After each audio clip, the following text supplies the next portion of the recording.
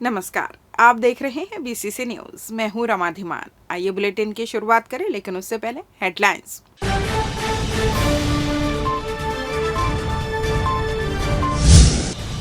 नवरात्र समापन के बाद विसर्जन का दौर जारी, मां की प्रतिमाओं को दी जा रही विदाई। हत्या के आरोपी हुए गिरफ्तार, पुलिस ने की कार्रवाई। दर्दनाक सड़क हादसे में पिता पुत्री की मौत, अज्ञात वाहन ने मारी ठोकर, मां घायल। और सरकारी जमीन में अवैध कब्जा, निगम ने चलाया बुलडोजर। हेडलाइंस के बाद खबरें विस्तार से। पिछले 9 दिनों तक नवरात्र के अवसर पर चारों तरफ मां दुर्गा के जयकारे गुंजायमान रहे। जगह जगह मां दुर्गा की विशाल और मनमोहक प्रतिमा विराजित की गई थी और भक्त मां दुर्गा की भक्ति में लीन रहकर अपने और परिवार की सुख समृद्धि की कामना कर मां दुर्गा के चरणों में शीश झुकाए मां के भक्ति रस में डूबे रहे। वहीं 10वें दिन दशहरा पर्व की समाप्ति के बाद अब मां दुर्गा की प्रतिमा का विसर्जन शुरू हो गया है। रविवार को शहर में विराजित दुर्गा प्रतिमाओं को विसर्जित करने श्रद्धालुओं की भीड़ जुटी रही, जो नाचते गाते जयकारे लगाते पहुंचते रहे शहर के पचरी घाट। और छठ घाट में निगम द्वारा विसर्जन की व्यवस्था की गई है, जहां प्रतिमाओं का विसर्जन किया जा रहा है। पूरे 9 दिनों तक उत्साह और ऊर्जा के साथ पूजा अर्चना के बाद वहीं जब मां दुर्गा की प्रतिमा का विसर्जन का समय आया तो सभी भक्तों के आंखों से आंसू निकल पड़े और भक्तों ने नम आंखों से मां दुर्गा को विदाई दी। नवरात्रि के पावन अवसर पर भक्त मां दुर्गा की आराधना में लीन रहे। वहीं नवरात्रि पर्व का समापन कन्या भोज के साथ हुआ, जिसके बाद लोगों ने बुराई पर अच्छाई की जीत का पर्व दशहरा बड़े ही धूमधाम के साथ मनाया। वहीं आज हम आपको दशहरा के दिन खुलने वाले एक ऐसे मंदिर के बारे में बताने जा रहे हैं जिसके पट सिर्फ दशहरे के दिन ही खुलते हैं। यह सीताराम हनुमान मंदिर बिलासपुर के हटरी चौक के पास स्थित है, जहां दशहरा के दिन लोग दोपहर से ही आकर यहां लाइन लगाकर खड़े रहते हैं और भगवान के दर्शन का इंतजार करते हैं। आपको बता दें, इस मंदिर के पट दशहरे के दिन शाम 6 बजे से रात 9 बजे तक ही खुलते हैं। शिक्षा विभाग द्वारा जिले में कक्षा 10वीं व 12वीं में अध्ययनरत छात्रों के बोर्ड परीक्षा की बेहतर तैयारी हेतु मिशन 90 प्रोग्राम तैयार किया गया है, जिसको लेकर हर महीने बच्चों का टेस्ट लेकर उनको बोर्ड परीक्षा के लिए तैयार करने की तैयारी शुरू कर दी गई है।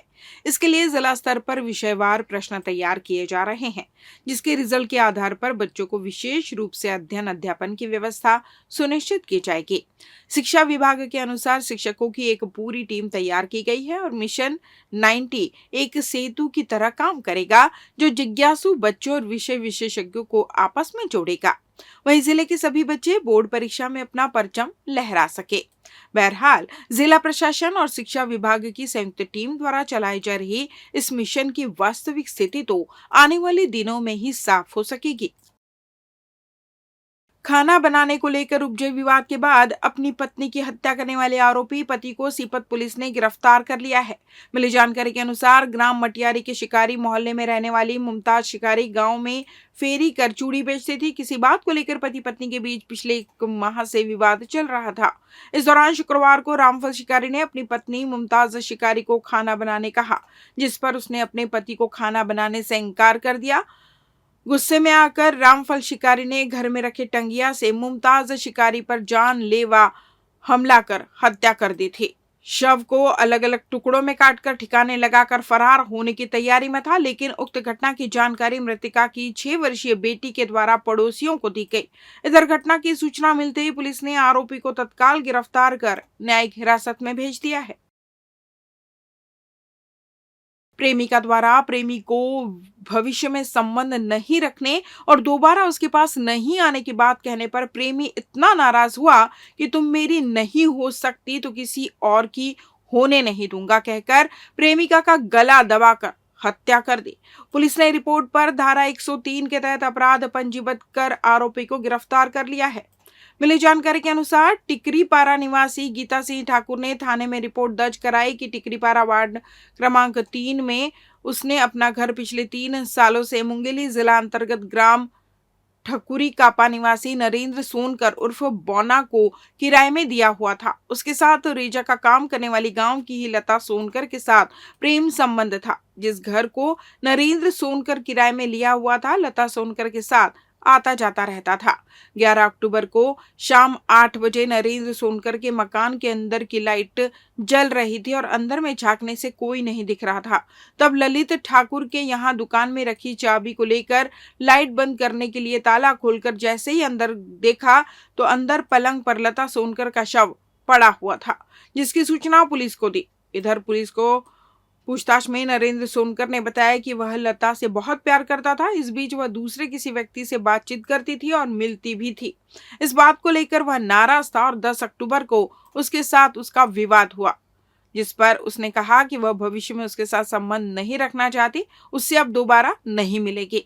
इस बात से नाराज होकर उसने अपनी प्रेमिका लता सोनकर जिस स्कार्फ को पहनी थी उससे उसका गला दबाकर हत्या कर दी। पुलिस ने रिपोर्ट पर धारा 103 के तहत अपराध पंजीबद्ध कर आरोपी को गिरफ्तार कर लिया है।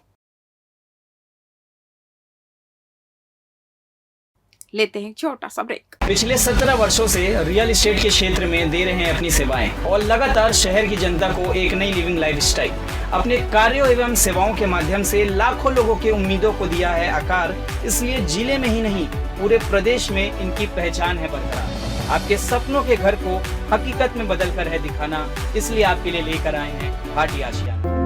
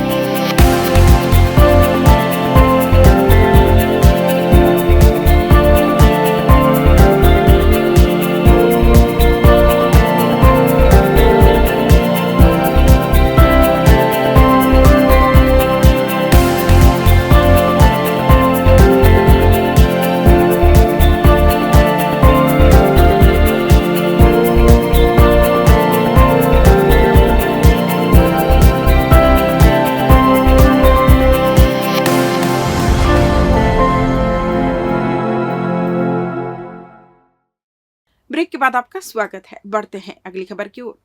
मस्तूरी थाना अंतर्गत मल्हार चौकी क्षेत्र में शनिवार दोपहर एक भीषण सड़क हादसे में बच्चे सहित 2 लोगों की मौके पर ही मौत हो गई, जबकि एक महिला घायल हो गई है।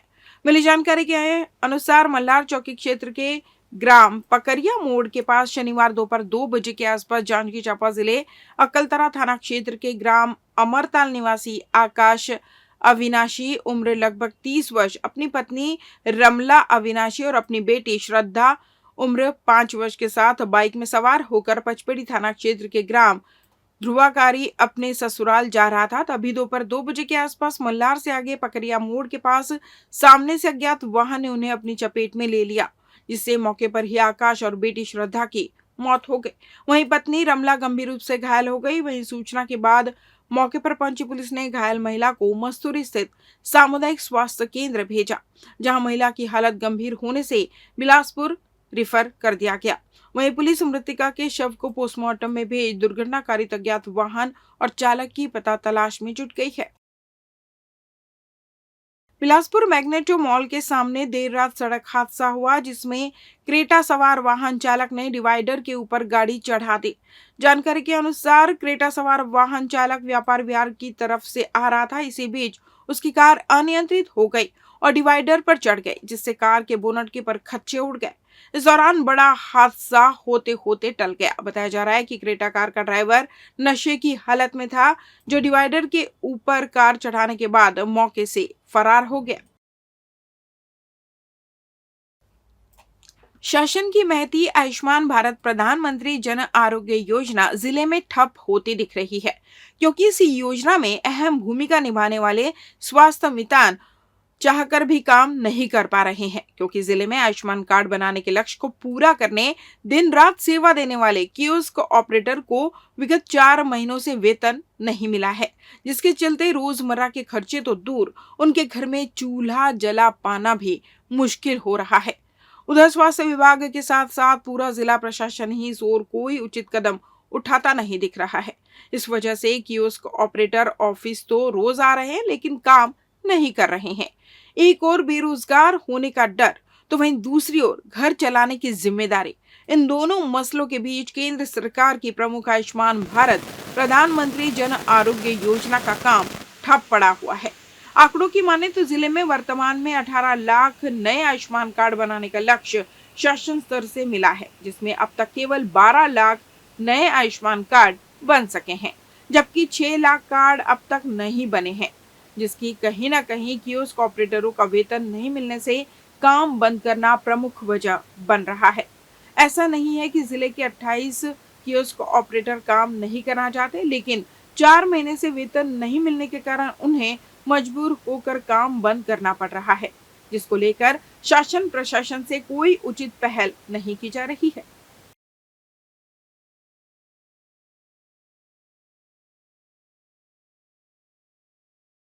बिलासपुर नगर निगम द्वारा समय समय पर अवैध कब्जे और सड़क किनारे ठेले गुमटी लगाकर अतिक्रमण करने वालों के ऊपर कार्रवाई की जाती है। इसी कड़ी में रविवार को खमतराई स्थित एक अवैध मकान और दुकान के ऊपर कार्रवाई करने निगम की टीम पहुंची। जानकारी के अनुसार खमतराई में मकान और दुकान का निर्माण सरकारी जमीन पर किया गया था, जिसकी जानकारी मिलते ही निगम की टीम मौके पर पहुंची और दुकान और मकान खाली कराकर बुलडोजर चला दिया। इस बुलेटिन में बस इतना ही। अगले बुलेटिन में आप सबकी फिर मुलाकात, तब तक मुझे दीजिए विदा। नमस्कार।